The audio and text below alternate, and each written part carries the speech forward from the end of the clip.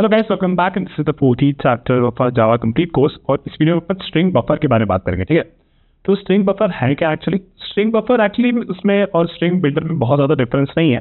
So actually let's just jump into our code which we did in last video. ठीक है, तो अपन ने ये स्ट्रिंग बिल्डर बना के बहुत सारे एग्जाम्पल्स इस पर प्ले अराउंड किए थे। मैं ये कर सकता हूँ, देखो ये स्ट्रिंग बिल्डर अपन ने यहाँ पे जो डिक्लेयर किया था, राइट, ये रेफरेंस टाइप और ये हमारा ये जो ऑब्जेक्ट हमने बनाया था। ठीक है, तो मैं तो बस इसको हटा के if I do string buffer, right, string buffer, and then if I change this to string buffer as well, ठीक है, तो ये अपना प्रोग्राम पूरा का पूरा चल जाएगा। एक्चुअली यहाँ पे एरर आ रही है because again this is also we have to do string buffer. If I run this code ना, this will work just fine. Okay, एकदम सही से चल रहा है।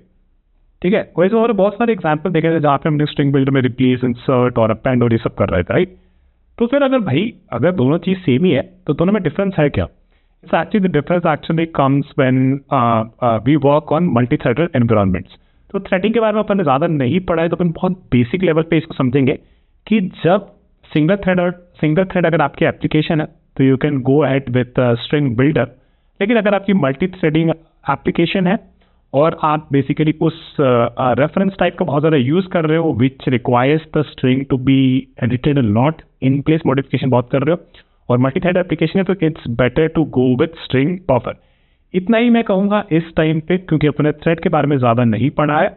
One more thing is because string buffer के ऊपर ही थोड़ा ओवरहेड भी लग जाता है क्योंकि उसे मल्टी थ्रेड पे चलाना है, तो ठीक है, और वो मेक श्योर करता है कि सारी चीज़ें सही चल रही है, तो उसका जो परफॉर्मेंस होता है it is slightly slower as compared to string builder. Okay, it is slightly slower if we are doing it in a single thread application. Okay, so this is the very basic thing I wanted to talk about, but I just wanted to introduce this term that what is string buffer. Like it's very simple to string builder but used mostly in multi-threaded applications, which we will gonna be discussing a lot later in our course. Okay, so that is it for this video guys, very simple, and yeah, this is about string buffer. Thank you, see you soon, bye.